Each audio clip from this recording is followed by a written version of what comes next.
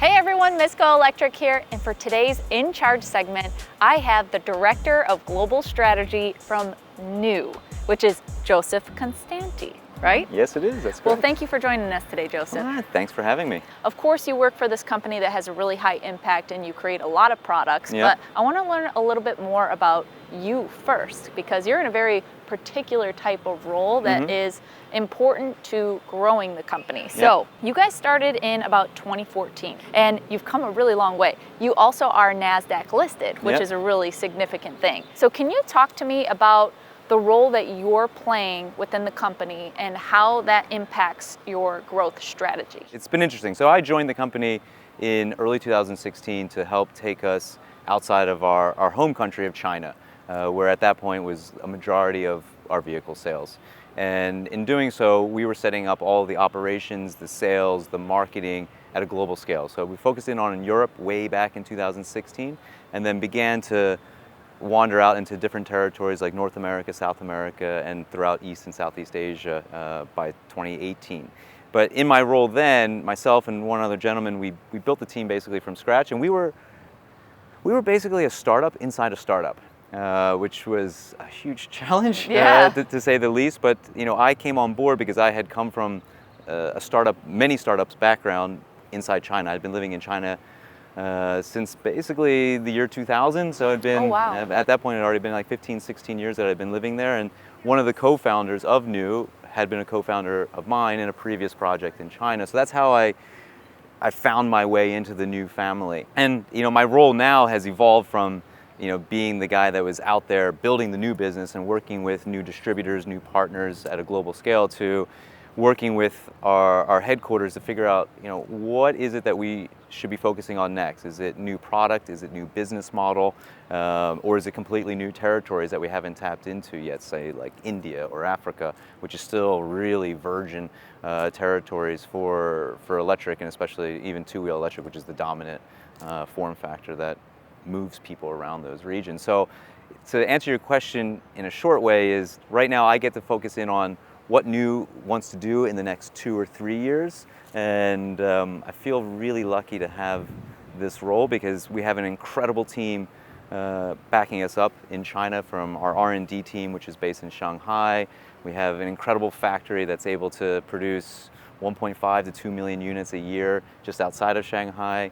And then our headquarters with an amazing team, administrative, marketing, branding, that sits back in our Beijing office. And then at a global level, we have people spotted all around the world, in Europe and North America and South America. So it's a bit of we're definitely heavy back in China, but we have a very good global reach as well. Yeah, and that's the very startup vibes that I'm getting from you, because you start off in one area and then you transition to so many others. Absolutely. Because you kind of have to when you're growing the business like that. So that's very interesting.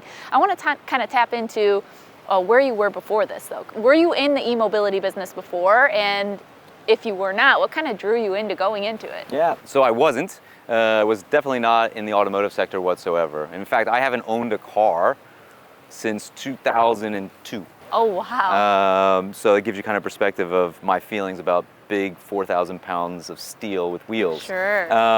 But before NIU, I'd been working in the technology space inside China, building software products or services for the Chinese market with different founders, basically dating back to like 2004 all the way up until when I joined NIU in 2016. So think consumer websites, fast-moving consumer goods for Chinese, and other services for Chinese is kind of my sphere of influence. And it was always in a founder role.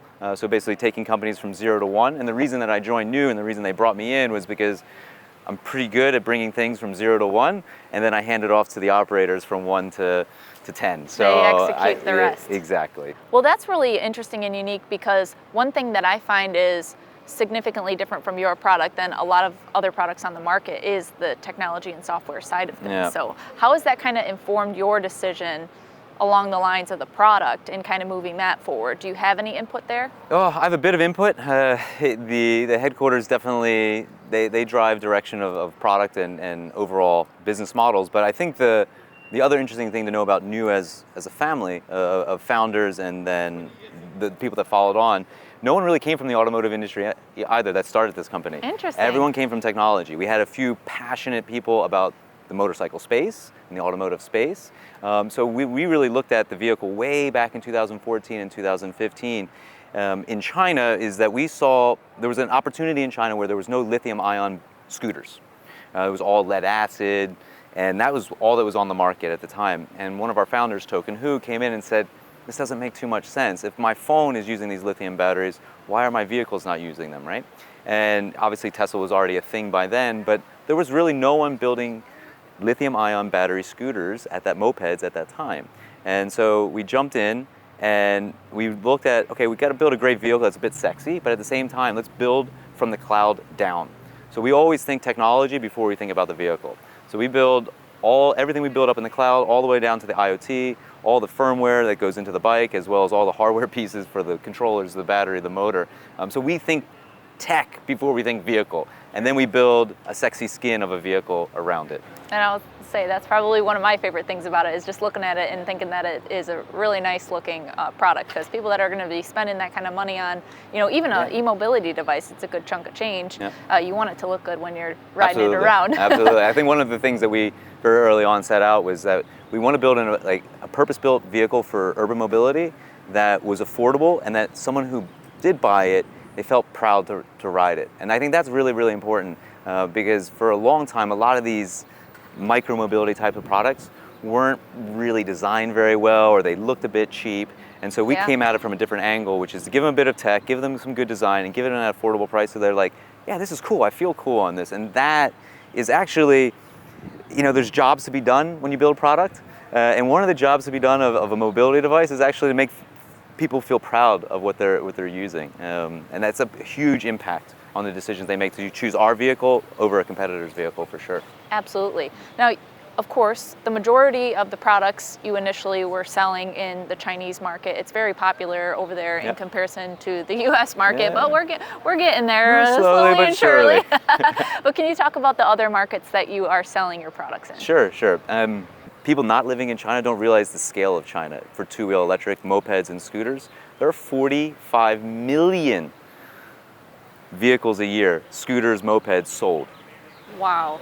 An enormous number that isn't really captured in a lot of these McKinsey data reports and other reports that come out there. So first of all, the scale in China is massive, and something that the European and American market need to look a little bit more closely at to see exactly what is happening there. In terms of outside of China, our first foray outside of China back in 2016 really dropped us into Germany and France and then Italy, and we're quite big also now in Netherlands, the UK. So the European market we have a fairly solid hold on. If we're not number one in each one of those markets, we're a very, very close number two when it comes to EV. And then we're here in the United States, and then throughout South America, and then up, don't want to forget about our friends up in Canada, through there, and then throughout Southeast Asia as well. And then markets that we're beginning to look at are places like India, places like Africa, but that's really looking well forward into the future as to how do we capture that new type of customer that's looking for an incredible value at a very affordable price. So it's a very different business model there. Sure, and so in that sense, that sounds very overwhelming because it's global, and that's got to require a specific person that has that global experience. And you said you lived in China for a long time, but are there other places, or what part of your personal experience really helps you expand this global reach? Because you kind of need to know a lot about the world. A lot. Well, I think it comes down to team. So I have an awesome team that I work with, and that team, they're incredible specialists in their geographies or their products.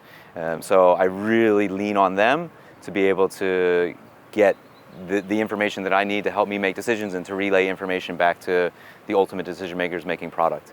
And so we'll get on planes and fly 15 hours here to Los Angeles from Dubai to sit down and talk to industry specialists to learn, to proselytize our mission and to get it out there as to what we're up to.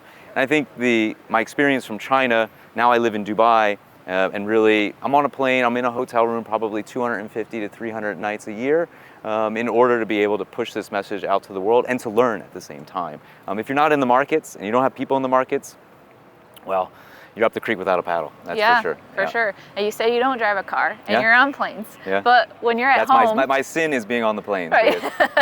When you're at home in the UAE, Yeah. what do you personally ride around on? Yeah, I have a Is it a new? Yeah, of course, it's a new. I have a KQi3 Pro. It's one of our higher end kick scooters. It's an original. It's like the OG of all our products. And yeah, that's what I use to get around when I'm not taking a Careem taxi or RTA Metro or getting on a shared Phoenix or Lime scooter or a Careem bike. So I do my best to be on micromobility because for the most part, when I'm moving around like in a city like Dubai, it's basically a city of neighborhoods. So once you're in one pocket, you can use micromobility to get around, and there's a ton of sharing that's available, believe it or not, in a city like Dubai, which is, you know, on average 105 degrees on any given day in terms of temperature. But it's lovely to ride around the beaches, the downtown. So. Especially getting some of that wind to cool you down. Yeah, that helps. That helps because when you jump into the water temperature is about 95 degrees. Yeah, so, there you go. Okay, so to me, you feel very American, but also cultured at the same time because you've lived in China for a really long time. So can you talk about how you got from where you're from to living in China for about 20 years and working with this global brand? Well, I grew up in Philly. And then while I was in university, I got the real lucky chance to be able to go study abroad in Beijing and then Hong Kong and then Taiwan. And I went to the University of Pittsburgh, and I'm always very grateful for that university because they sent me out there for free on basically like a guinea pig of sorts. And when I landed in China in the year 2000, this is pre-WTO, China entering WTO, there was, you know, very few ATM machines. There was no credit card swipe at POS at like grocery stores or at banks, or sorry, at restaurants. So it was very early days, but I saw what was about to happen there.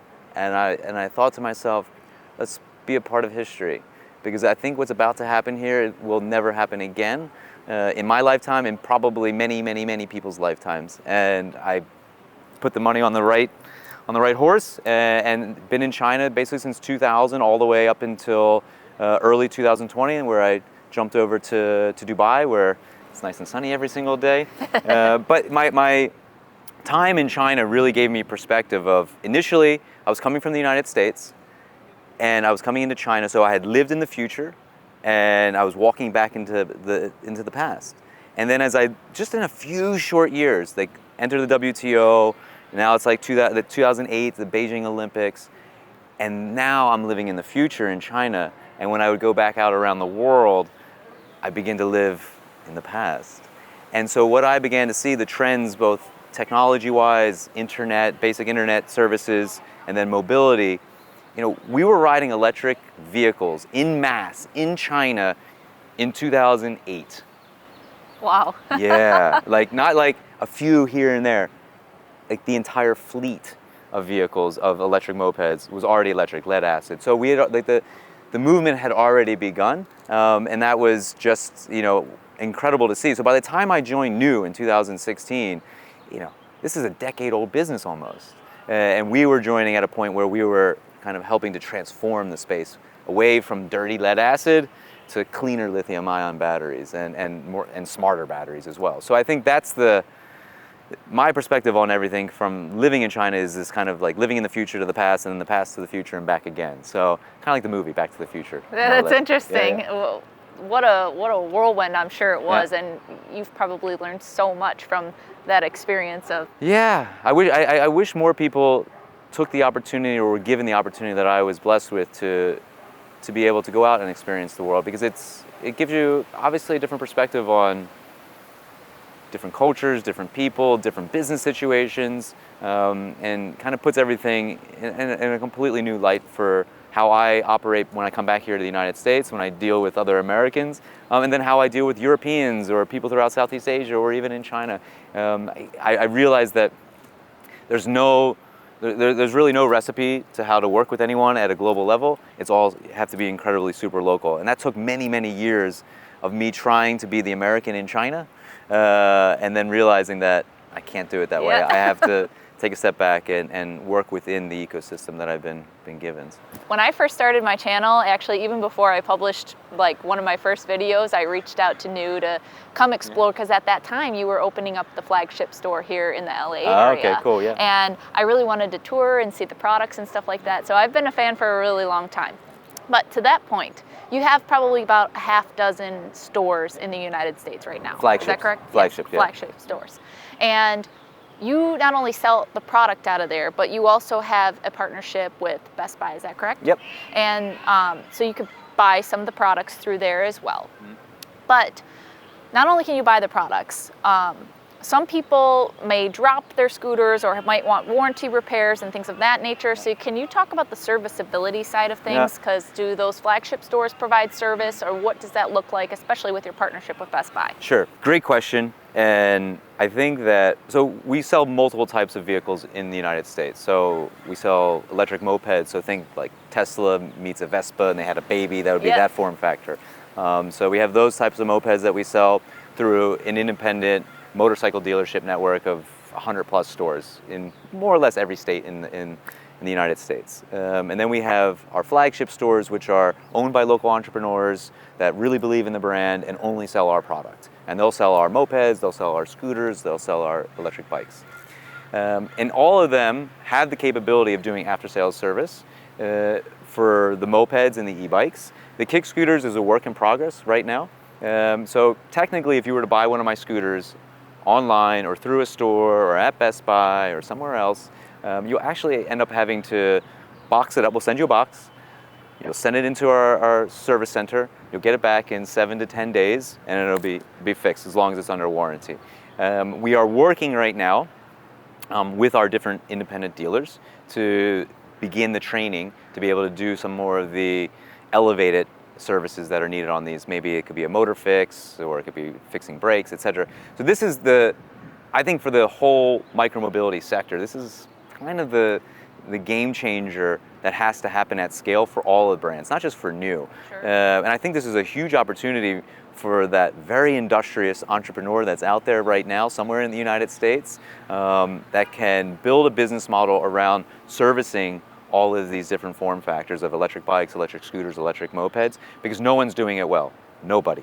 And I think that is a big blocker to really rapid growth in micromobility. We're still in the United States. Maybe we'll breach 1 million electric bikes sold this year in all of the United States. Meanwhile, in Germany, they'll sell 4 million. Right. Yeah. Right. Yeah. We'll sell maybe 600,000-700,000 B2C kick scooters this year. Go to Europe, you'll sell millions, right? And a lot of that has to do with how the vehicles are serviced afterwards, because this is what people are most concerned about. They're like, oh, this is nice. It's an $800 product, it's a $1,000 product, but what happens when it breaks? And I think this will be something that will differentiate us in the next, say, 12 months, where we really begin to put our focus in on this after-sales and service market. You look at a competitor like Rad Power Bikes. They're doing their best now to open up more shops because they realize that the economics behind taking bikes back by, FedEx, UPS, it just doesn't. Costly. As soon as they exchange one way on a warranty, they've lost all margins on that vehicle. So that's a huge blocker to any company's growth. Because at the end of the day, we're not in business to be a charity, we're in business to make money so we can continue to grow and build a business. So I think that it's a huge opportunity in the United States right now. And I think the likes of Best Buy and Walmart, they're definitely considering how they play a role in that. But again, they have to, kind of weigh out like what's the volume for them at this moment in time. So through my great conversations that I have with both of those organizations, I definitely see there are visionaries inside those companies that understand that they have this opportunity right now. It's kind of a raw playing field that they can build from, and I think in the not so distant future, customers will be given a lot of opportunity for after sales and service, and it'll make it easy to buy. Sure. And what would you say the advantage of having a partner like a Best Buy or a Walmart selling your products is? Like, what's the main advantage there? Obviously, the number one advantage is just convenience, right? Because what ends up happening, for example, with Best Buy, is people will find it online. they'll buy it online, and they'll see that they can pick it up in the store just down the street from them, and they'll go drive down and they'll pick it up rather than wait 5-7 days. So surprisingly, after customers have done long research on these products, they want it now. Yeah. Right? As soon as they made their decision, they want it today. And if they have to wait like 7 days for a package to arrive on their house, it's not what they want. Right? So I think convenience is number one. And I also think by being in store at Best Buy, not just being online, or in store at Walmart, it's like a seal of approval because it's been vetted by their specialists, by their buyers, that like this is a legitimate product. It's not just some random company online or on Amazon that I'm buying something from. And then they also know that if something does go wrong with the product, they have a place to bring it back to get it repaired or replaced or returned. Now I want to talk about trends, because you probably saw a lot of different types of trends building up to the point where when you were back in China, of those early days, and the industry moving forward and progressing. But what are you seeing as far as trends go in the eMobility space right now across all those elements of electric mopeds, electric scooters, and so forth? Yep. The interesting trend to take a look at right now in two-wheel electric, larger form factor, so moped, motorcycle style stuff, where we see in Europe, what's happening in Europe right now, different countries like Italy and France and elsewhere are putting subsidies in place to help people purchase an electric motorcycle instead of a petrol motorcycle. Sometimes this is as high as 30-40% subsidy right on the spot. It's not a tax rebate, it's literally a discount right there and then. But we still see there's a hesitance to switch over to EV. And one of the reasons behind that is that there is this block in customers' minds around the battery and what's going to happen to that battery when something goes wrong, and how much does it cost to fix a battery, replace a battery. So in terms of consumer adoption to EV, there needs to be better business models built around the battery, because even when we see the implementation of very, very rich subsidies in very, very two-wheel friendly nations like Italy, and we still don't see mass adoption. Our growth is incredible in Italy, but it's still not at the level of what petrol motorcycles are. So I believe that subsidies are great, but there's still blockers in place for the consumers, and that biggest blocker is the battery and what happens 2 or 3 years out after it's out of warranty. So that's a blocker, very similar to what's happened in four wheels as well. It's always been that blocker. People aren't worried about range when they're buying a two-wheeler, especially if they're living in cities, because they realize that they're never going to ride in a single day longer than the stated range on the vehicle for normal consumers. So that's an interesting little kind of tidbit that's coming out of Europe that I see. In addition, in Europe, there are so many micromobility sharing companies that are spread throughout in two-wheel form factors, from e-bikes to mopeds to scooters, and then four wheels with car sharing. There's a lot of trouble right now, I think, within the space in terms of growth of those companies. It's very interesting to see. There's a lot of small ones that are popping up, but the big guys like Tier and Bolt and the others, there's a lot of news going around that one of them is going to buy another one. So that shows me a sign of weakness in terms of ridership on a daily basis once they move to scale. Moving beyond those markets, I think back to consumers, is kick scooter market in Europe is booming. In countries like France, Germany, and Spain, just absolutely booming. And it's being driven through big box retail, not online. Almost no sales online. It's wild. Where here in America, the trend is all Amazon, and Best Buy and Walmart and the rest are trying to catch up. It's the exact opposite in Europe. It's really quite fascinating. And then I would say in other markets, like leading edge markets, really, so like places like Africa, India, Southeast Asia, and Latin America, a good example of a partner that we have in Brazil, a company called Vamo, where they're doing vehicle and battery as a service for courier drivers. So basically a driver ditches his petrol motorcycle, comes in, and just pays a monthly fee to be able to use an electric motorcycle, and with a battery as well, with swapping stations throughout the city of Sao Paulo. And so that's the business model that will help really rapidly grow the usership and ridership on EV in those types of markets, because you remove the upfront cost of EV for a marketplace where they're used to paying $1,000 to $2,000 total for their motorcycle. So the trends that I begin to see that's being driven there in South America, we'll begin to see similar stuff in India as well, where in India, I believe it's being driven by the big guys like Ola and Ather and others that are building massive. I mean, they've grown from 0 to 600,000 units a year overnight, and literally in 1 year, where really where it's going to take it up to million plus is really finding these new business models that disconnect the battery from the vehicle and provide subscription services. So in developing markets, the trend really is subscription for vehicle and batteries. In larger, more mature markets like Europe and China, for example, it's still selling the whole vehicle, but it's trying to figure out how to create subscription services for the vehicle or for the battery. You guys are covering a lot of different parts of the industry too. So as you touched on, you're B2C, but you're also B2B. Yeah. And when I had mentioned, I tried out one of the scooters that you offer, the NQI, on the Revel service, and although that's not a service anymore in the Austin area where I did test it out, you have other partnerships with B2B type companies like that with ride sharing. So can you talk about that side of the business a little bit and the expansion and growth on that? Yeah, I mean, first of all, it's a great entryway for any type of new customer to get onto a vehicle, because basically you just put your license in and pay $5, $10, and you have a go at like riding two-wheel EV for the first time.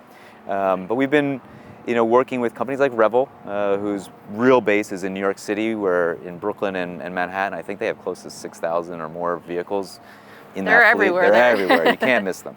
And then in Europe, we work with companies like Felix and RideCheck and Cabify. I mean, the list goes on. There's like 20-some plus companies. And so there we provide pretty cool service, I think, because unlike the other vehicle manufacturers, we give them the service from the cloud all the way down to the vehicle. So we don't have to put any new hardware into our bikes to be able for them to operate with us. They connect to our cloud and they control our whole bike through their back-end software. So we spent a lot of time very early on, circa 2017, before anyone was doing this, to be able to reposition our cloud to be able to connect with other fleet operating systems. And that's been kind of the game changer as to why NIU is the leader of shared mopeds globally. Is that one little piece where our vehicles from the cloud down, the operator only has to really work with us. How little is it though? It's really a pretty decent chunk. Do you say percentage-wise across the business? Like how does that fit into the? It's changing. It's a moving target, to be really honest with you. And I would say that 2022 and 2023 are much slower than for B2B than 2021 and 2020 were. And that's because venture capital dried up. And so when venture capital dries up because they realize that their VC money is being used for capital expenditure, they're like, maybe we don't want to pour more money into this. Let them just be just an operator. And so now it's really, they have to figure out their business model to find out new funding sources for the CapEx expenditure. And that's where very interesting things are happening, where vehicle fleet leasing companies are getting involved.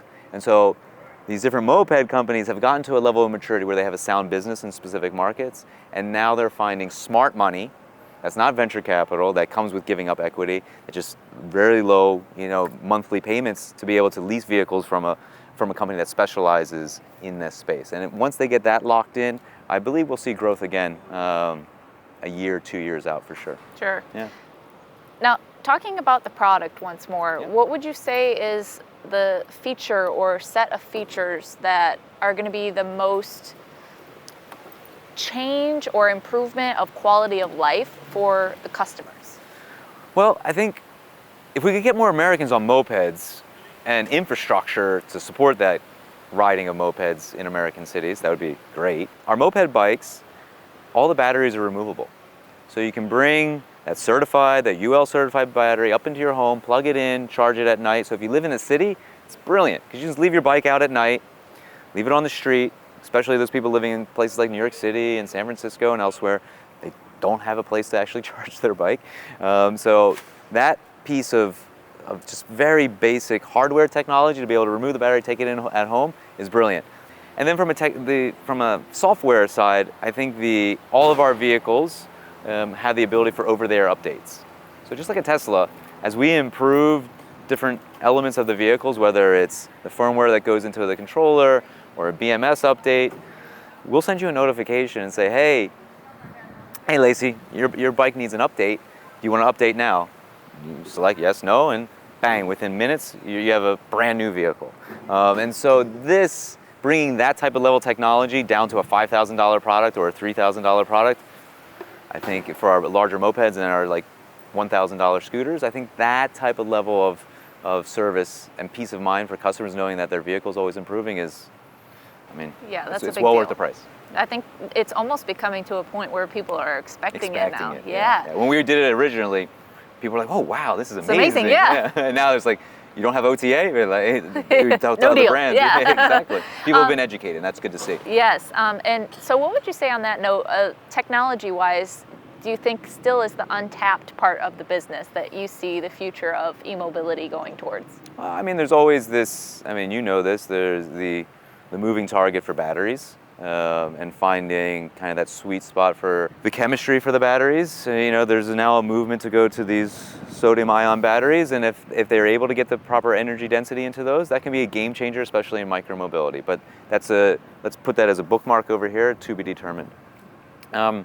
So I think looking forward into what technologies people are really expecting from their vehicles, I think it comes down to like what's in their hand, that phone. And what that phone can actually do for the vehicle itself, and how they'll better interact with the vehicle to personalize it, whether it's for a small little scooter to be able to limit its performance or to extend its performance, and the same thing to add additional layers of security or to have multiple shared riders.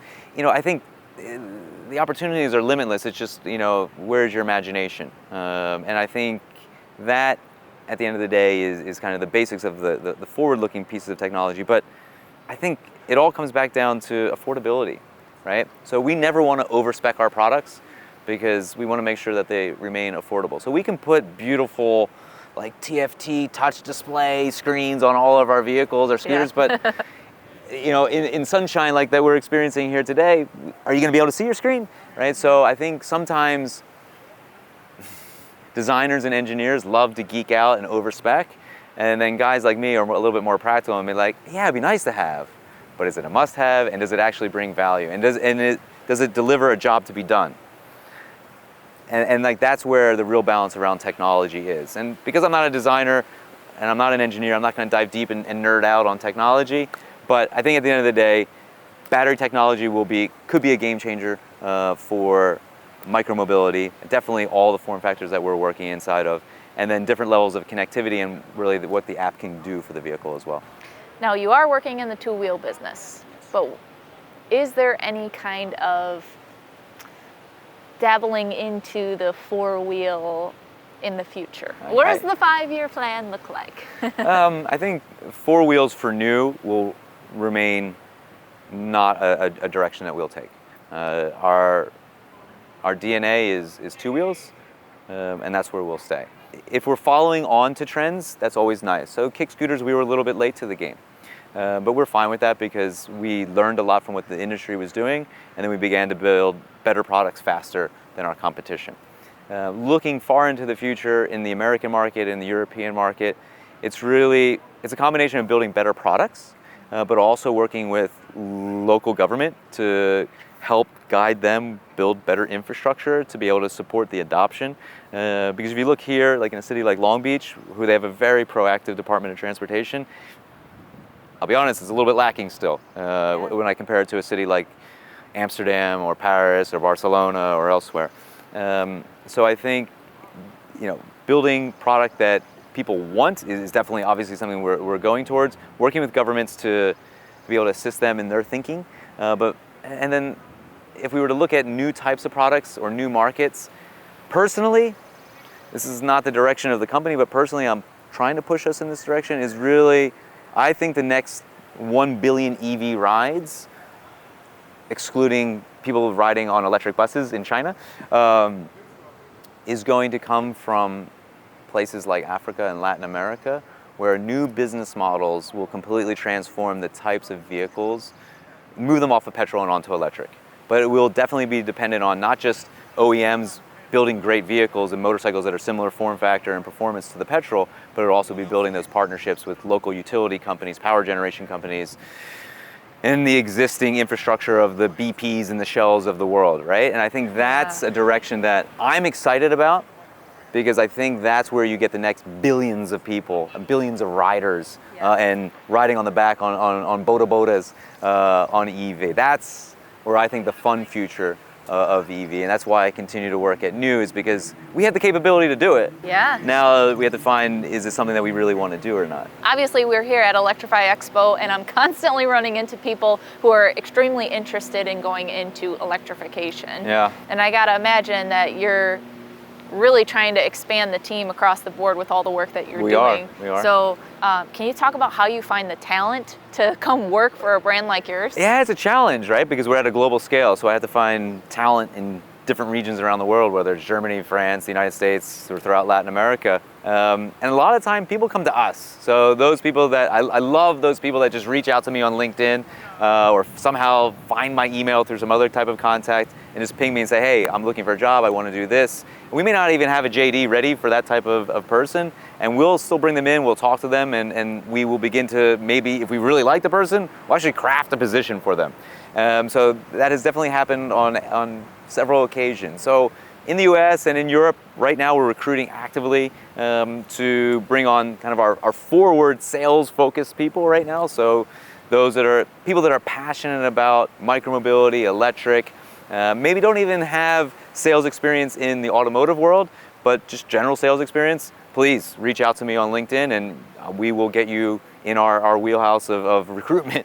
Those that are specialists in after sales and service, also looking for you, both in the United States and throughout Europe and a little bit in Latin America as well. Now, what was the main personality trait that you look out for when you're hiring people? I'm guilty of looking for people that have an entrepreneur mindset, which is dangerous because then I have a lot of entrepreneurs running around within my team. Lots of ideas. Lots of ideas, but to me an entrepreneur is something very specific, because to me an entrepreneur is someone who is able to move mountains with extremely limited resources. So when you work inside our team, you will be moving mountains all the time and you will have extremely limited resources all the time. And so if you're listening to this and that excites you, then really you found a home with us, because there's no one on our team that says, oh, that's not my job, I can't do that. It's like, oh, how can I help, or how can I help this person figure this situation out? So that one trait is very particular to the type of people I like to be working with. But as a whole, we need a balance of people. So if if you come from a project management standpoint, love to have you on the team, because I need people that are kind of really lined up and on the rails. Those type of people are very welcome as well, but I always lean towards the entrepreneurs for some reason. Sure, and they don't necessarily have to have micro-mobility experience, absolutely right? Not, no. So what other kinds of fields have you seen that have been successful in working with a company like yours? Just generally speaking, people came from, working, they had worked inside they weren't founders themselves, but had worked inside startups, so they knew of like the nuttiness, the messiness of working inside a startup. We don't have a huge team. I mean, for the most part of our growth from 0 countries outside of China to like 50 countries, we did it with like 15 people. Wow. Yeah, we did it, but we had awesome distribution partners where we have hundreds of people underneath of us. Sure. So basically we were managers of managers. But that gives you kind of a scope as to how lean we can work and at what scale we can do it at. So if you're comfortable with the numbers I just threw out there, give me a call. Challenge accepted, yeah. Right? Well, it has been a pleasure talking to you, Joseph. You can definitely tell that the passion is there, and that's what I'm excited about with eMobility. So I really love what you're doing, and I look forward to reviewing some of your products, because I haven't had a chance yet, but we got to get to that, please. I'm actually going to be coming by your booth because I got to see what you have, the latest and greatest, but we appreciate you spending some time with us today. Thank you for having me. Yes, no and problem. Keep up the good work as well. We appreciate that. Well, thank you everyone for watching this latest In Charge segment. We really appreciate you tuning in, and don't forget, until next time, drive, fly, ride. Go electric.